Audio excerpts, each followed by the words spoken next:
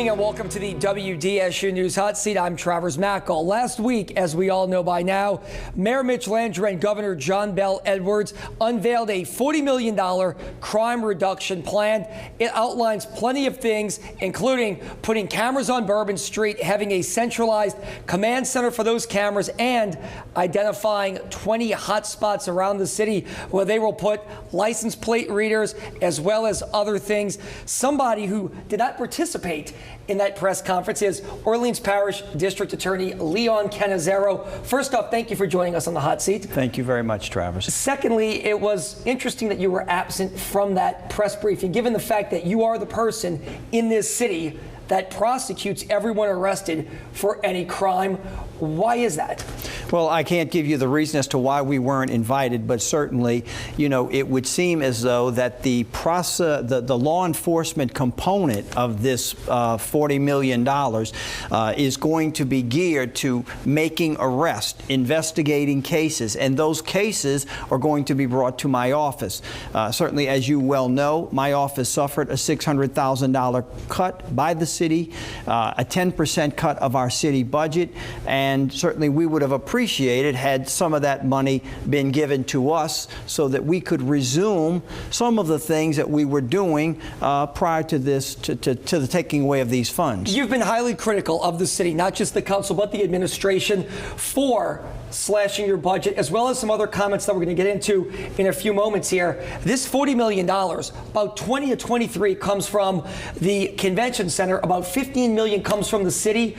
Does it bug you, or are you left asking questions saying, how did you find $15 million for this, but you cut me $600,000? Well, certainly that's a very good point. Now listen, I'm certainly in favor of anything and everything that we do to help fight crime in the city of New Orleans. Certainly the putting of cameras in strategic locations, the putting of more boots on the streets, so to speak. We need a greater presence, not only in the French Quarter, but throughout the city of New Orleans. The police department, as we well know, is short-handed right now. They are undermanned. So anything that we do to increase the law enforcement effort is greatly appreciated and welcome.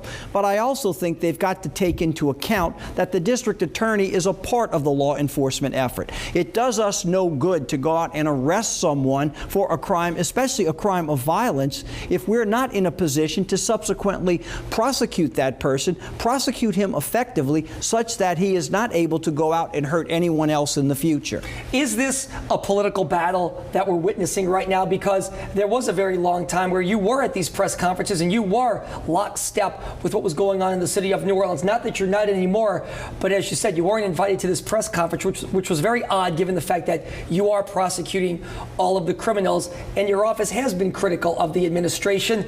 Is this a political fight playing out in front of the public right now? Well, certainly, look, I'm not involved in any, I don't want to be involved in a political fight. But as I said earlier this week in front of the Metropolitan Crime Commission, I think there is an argument can be made that certain individuals in our city administration and on the council are putting politics above public safety. We have certainly worked very, very hard in our office to not only work with the police department to get a better product in the court, to be able to pursue the violent offenders such that they're not in a position to hurt anyone in the future. But as a result of the budget cuts we've experienced, they've also affected our ability to help those individuals that we plan that we would place in the diversion program, our nonviolent first and in many cases second offenders who find themselves in the criminal justice system. We're not in a position to afford them an opportunity to stay out of the criminal justice system. Look, the diversion program has been something that's very successful. Those budget cuts not only affect, as I say, our ability to go after the violent offender, but also the nonviolent offender with regard to the diversion program. Let's talk about your speech to the Metropolitan Crime Commission just a few days ago. You said, despite what you hear, the safety of the city of New Orleans is declining in the past year and has gotten worse. This is the direct result of the city's ill-conceived criminal justice policies. You went on to say the bad decisions of politicians, if left unchecked, will destroy this city. Was that a shot at this crime plan that was hatched by the mayor? Because a lot of this stuff has been thrown out there before. It was unsuccessful. Everybody hopes that a crime reduction strategy works, but some would argue that a lot of these ideas were not new ideas. Well, let me say this. As far as my office, and it was directly stated by the city council, certain members of the city council, we're not going to give the district attorney the funding that he's requested. In fact, we're going to cut his funding by $600,000 because, in the words of one of them, and I'll quote, we find him to be a bad actor. Right, it was money should be taken from the budget of a bad actor, was said last year at that council meeting. And again, that basically because we're accepting 90% of the cases that are brought to us. I think that's what I'm supposed to do. When the police department brings me a case, I'm supposed to evaluate that case and determine whether or not we have enough evidence to go forward in court. We've been doing that, and as a result of the close working relationship that we have developed in the last 8 years with the police department is bringing to us better cases. We're working with them, we're cooperating with them, and as a result, we see that we're in a position to accept more cases. The city of New Orleans, the safety of the city of New Orleans is declining. For the first 24 days of this month, we have experienced over 50 shootings. We have also experienced 16 homicides as of the first 24 days of January during this year. Now, January of 2016 was also a bad month for the city of New Orleans, but thus far in 2017, we have experienced even a greater number of violence, a greater amount of violence in our city than we have last year. If this pace continues, we're looking at a number of shootings to be in excess of 700. That to me is unacceptable. Is it politics then? Because most people listening to this, watching in the city, may say, hey, if the police are arresting them, it's the DA's job to prosecute them and to accept cases from the police department. Is that what leaves you scratching your head? Because in your opinion, do you feel like people are criticizing you, cutting your budget, or holding it against you because you're accepting so many cases in Orleans Parish? Well, I think that's exactly what was said by one of the council members earlier this week in a newspaper account, that simply we don't like the policy that he accepts too many cases. I say if you look back, this sort of prosecutorial theories in the past where the DA's office didn't accept as many cases. You look, for instance, back to some of my predecessors. In the year 1994, the DA's office had only accepted about 50% of the cases that were brought to it by the police department. Yet the city experienced over 400 murders during that year. What we have done has worked because we've been able to aggressively go after the violent offenders. I've also said if the council thinks there is a particular case that we have accepted, which we shouldn't have accepted, bring it to our attention. And probably the biggest point is, if they don't want us prosecuting certain cases, tell the police department, don't go and arrest these people for these types of cases. Just let them go. But when a police officer makes an arrest and brings the case to us, I think I'm duty bound to look at that case in an objective fashion. And look, there's no quota system out there. It just works out that we have worked with the police department. They are doing a better job of bringing us cases, and as a result of that, I think it also should be noted that as a result of that, we're gaining a conviction rate of 90% in the court. So the cases that we're accepting are ending up being prosecuted favorably for the state of Louisiana. So I don't quite understand exactly where they are coming from.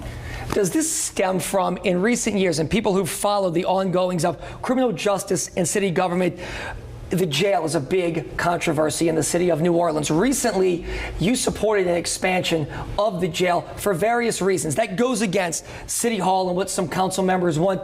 Do you think that is the root of what this political fight could be all about? Yes, I do. I certainly did support Sheriff Guzman. Just recently, the sheriff said that the facility of 1,438 beds in the parish jail was not enough. The sheriff requested that there be an increase of 200 to 375 additional beds in the parish, in the jail facility. The mayor said, no, I'm not going to do that. It goes to the federal monitor. A federal compliance director has been appointed by the United States District Court judge. Judge Lance Affleck, right. For the purpose of working out certain details with regard to the jail. The federal monitor has agreed with the sheriff that the jail size of 1438 is not the appropriate number, and you need at least 300 more beds in order to take care of the individuals who are coming in. I think it's also important to note, and the Metropolitan Crime Commission has noted this, that as of January the 3rd of this year, the majority of the people who are in the parish jail are in there for crimes of violence, murder, rape, armed robbery. And there are a significant number of other individuals who are in the jail for charges like burglary, distribution of narcotics, and people who have extensive criminal records.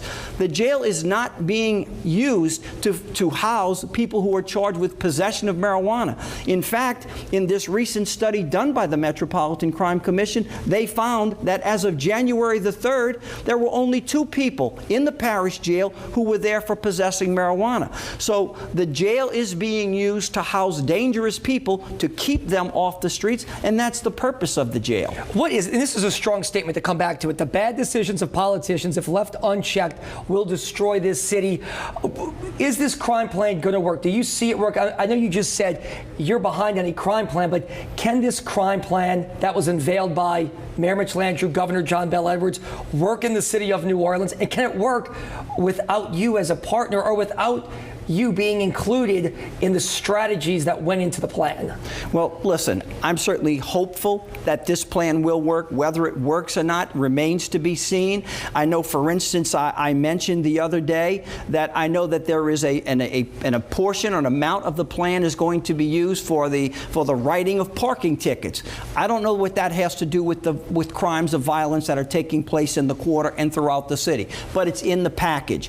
I was hoping, as I said, that was the point I was trying to make. It seems to me that the enforcement of parking violations is not as serious as supporting the district attorney's office, who's going to be charged with the responsibility of prosecuting those individuals who are in fact arrested by the police. So, yeah, so I want it to work. Look, I love this city. I was born, raised, educated here, and I want this city to be a better place, not only for me, but for our children and our grandchildren. That's our goal, and that has always been our function. Let me ask you this, and the final question, because we are running out of time. Does somebody have to reach out to the other party, whether it be you reaching out to City Hall, the council reaching out to you?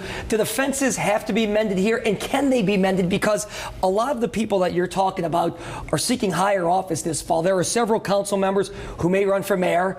District council members may run at large. These are people that you may have to deal with in different offices in the very near future here. So getting back to my question, can the fences be mended? Well, absolutely. Listen, I think if there is anything more important right now to the citizens of the city of New Orleans and public safety, then go and fund that. But right now, I believe at this stage in the history of New Orleans, public safety is the first and foremost issue that we should all be concerned about. Because if we can't make this place safe for the law-abiding and good people of this community, then there won't be a New Orleans. It's as simple as that. All right, District Attorney Leon Cannizzaro, we appreciate your time. We could talk probably the whole half hour, but unfortunately, we are out of time. We will continue to follow all of these developing stories as the weeks continue. For now, this is The Hot Seat. I'm Travers Mackel. Gina, let's send it back to you at the news.